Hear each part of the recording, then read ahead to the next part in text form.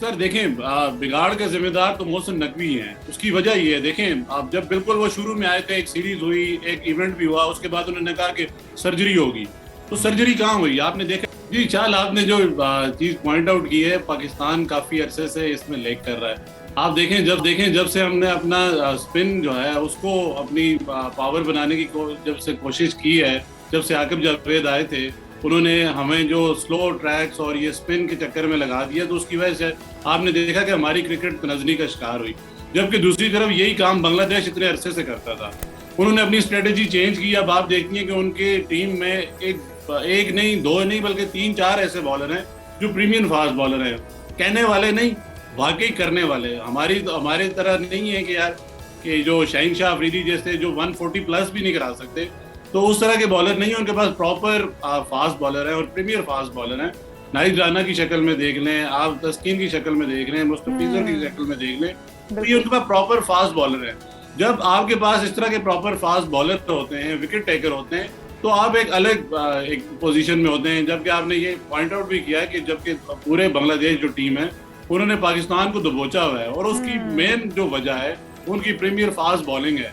आप देखनी है कि हमारी तरफ कोई भी ऐसा बॉलर नहीं है जिसने जो फर्स्ट टेस्ट बल्कि दूसरे टेस्ट में भी 140 प्लस कोई बॉल कराई हुई हो। कोई ये, ऐसा ये बॉलर इसकी नहीं वजह क्या है? जिसने- क्या खुराक के अंदर मिलावट बहुत ज़्यादा शुरू हो चुकी है, या फिर कोई अच्छा उनको ट्रेनर नहीं मिल रहा? क्योंकि हमने देखा है कि हमारे जो बॉलर्स किसी और टीम को जाके जब जिसने भी ट्रेन किया, चाहे वो हमारे स्पिनर्स हैं, चाहे वो हमारे पेसर्स हैं, कमाल की परफॉर्मेंस उनकी टीम्स को तैयार किया, उनके लड़कों को तैयार किया। और उन लेजेंड्स को अगर देखा जाए तो उनका सानी आज भी हमें नहीं मिलता किसी और दुनिया के टीम के अंदर। हमारे पास इतना फुकदान क्यों हो गया और ये गैप इतना ज़्यादा क्यों होता जा रहा है अली भाई?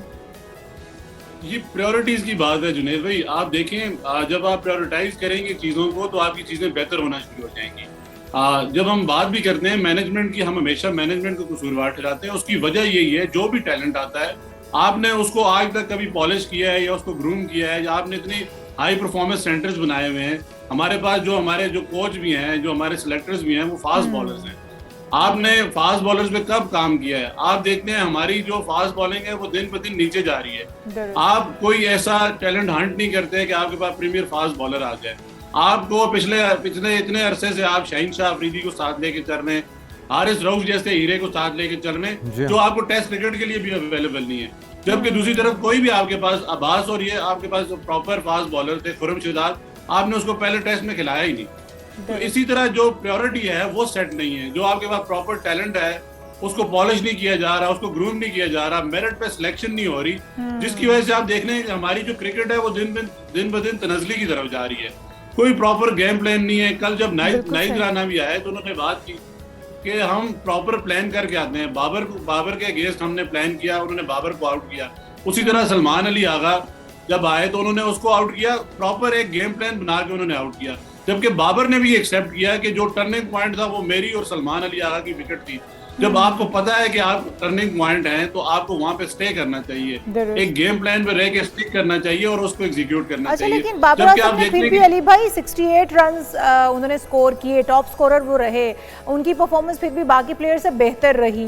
लेकिन बाकी कोई एक भी प्लेयर ना चल पाना, हम देख रहे थे कि आजान अवैस हैं, अब्दुल्ला फजल हैं, सब फ्लॉप हो गए। कप्तान शान मसूद भी, सऊद शकील, सलमान अली आगा, सब जो है वो फ्लॉप रहे। तो कहा यह जाता था कि जब बाबर आजम परफॉर्म कर रहे होंगे तो बाकी तमाम प्लेयर्स भी खुद ब खुद फॉर्म में आ जाएंगे। लेकिन बाबर आजम अगर परफॉर्म करने पे आते हैं तो बाकी सारे नहीं चल पाते। तो ये लगता नहीं है कि टीम की तरह खेल रहे हैं, इंडिविजुअली अपने अपने लिए खेल रहे होते हैं, या अपने अपने नाम जो बेहतर बनाने के लिए खेल रहे होते हैं। हमें बाकी की टीम चलती हुई क्यों नजर नहीं आई? वही बात कि मिलावट कहाँ पर हो रही है। इस 40 में आप एक नाम भूल गई है, मोहम्मद रिजवान, जो जिन्होंने एक सवाल उठाया था कि मेरी परफॉर्मेंस बताई जाए। मुझे किस परफॉर्मेंस में आपने मेरी जो कैटेगरी है वो डाउनग्रेड की है, तो आज उनको ये परफॉर्मेंस दिखाई जाए कि आपकी ये परफॉर्मेंस थी जिसकी वजह से ये डाउनग्रेड आया। पहली इनिंग की हम बात करें तो उसमें जो लेटन दास थे उन्होंने 126 रन बनाए, सेंचुरी स्कोर की, वो 53 पे बिल्कुल आउट थे, एज लग के गया। शान मसूद ने मोहम्मद रिजवान से पूछा है कि ये आउट है, रिव्यू लेने के लिए आपको पता है कैप्टन हमेशा कीपर से कंसल्ट करता है, जबकि वो वहां पे बिल्कुल ब्लैंक खड़े थे।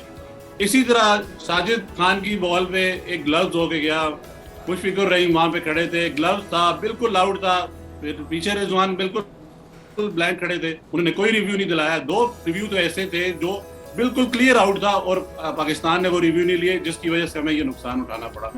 इसी तरह जो आप बात कर रही हैं कि मसला कहाँ पे है, मसला यही है कि कोई गेम प्लान नहीं है। मैनेजमेंट बगैर सोचे समझे, बगैर पिच को रीड किए, बगैर कंडीशंस देखे प्लेइंग 11 खिलाती है। कोई आप देखें कोई स्ट्रेटेजी नहीं है किसी। आप देखें जो दूसरी तरफ जो लेटन दास हैं, तो जब खेल भी रहे थे तो हमारी फील्डिंग बिल्कुल बाउंड्रीज पे खड़ी थी, कोई अटैक नहीं था। 143 पे 7 आउट थे। आप देखें हमने उनको सेंचुरी करने दी, कोई अटैकिंग गेम नहीं थी। तो एक पूरा गेम प्लान ही नहीं है, ना कोई मैनेजमेंट आपको नजर आती है, ना कोई कैप्टनसी नजर आती है, ना कोई प्लेयर्स का वो मोराल आपको नजर आता है, ना कोई एग्रेशन नजर आता है। ये ऐसे ही है कि बस हम भी चले जाएं वहां पे खेलने। जब आपने इस तरह की खानापूरी हो रही है, सादा अल्फाज में कहा जाए। लेकिन अली भाई अब ऐसे ही चलेगा, हम क्या तवक्को रखें? और जिम्मेदार कौन है? Selection committee, chairman PCB. हालांकि चेयरमैन पीसीबी ने बड़ी कोशिश की है और उन्होंने तमाम जो पॉसिबिलिटीज़ थी वो करके दे दी, मुतल्लिका लोगों को इख्तियारात भी दे दिए। अगर वो फिर भी ना परफॉर्म करें तो आप किसको जिम्मेदार समझ रहे हैं इस बिगाड़ का? सर देखें, बिगाड़ के जिम्मेदार तो मोहसिन नकवी हैं। उसकी वजह ये है, देखें आप जब बिल्कुल वो शुरू में आए थे, एक सीरीज हुई, एक इवेंट भी हुआ, उसके बाद उन्होंने कहा कि सर्जरी होगी। तो सर्जरी कहाँ हुई? आपने देखा है कोई सर्जरी नहीं हुई। वही आकिब जावेद आपको टीम के साथ चलते हुए नजर आ रहे हैं। होता क्या है कि आप प्लेयर्स आपने वही रखे हुए हैं, आपकी जो कोर टीम है वो चेंज नहीं हो रही, मेरिट पे सिलेक्शन नहीं हो रही, वही शाहीन शाह अफरीदी है, वही इसी तरह के। अगर आप ओडीआई और टेस्ट क्रिकेट की बात करें, वही हारिस रऊफ है।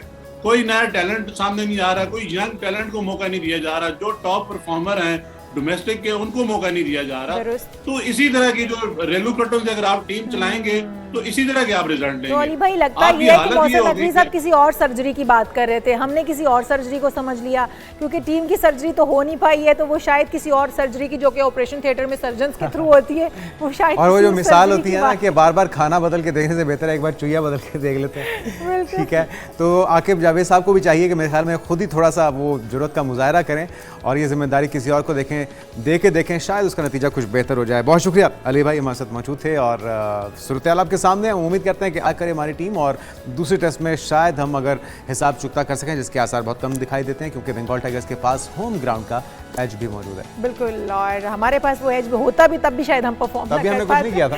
बिल्कुल, और यहाँ पर एक ब्रेक शामिल करते हैं। जब ब्रेक से वापस आएंगे तो आपको बताएंगे कि इस वक्त बकरा मंडियों की सूरत हाल क्या है, कहाँ कहाँ पर मंडियाँ लगी हुई है, कितना रश चल रहा है और सोनू मोनू के रेट क्या चल रहे हैं, ये भी आपको बताएंगे इस ब्रेक के बाद।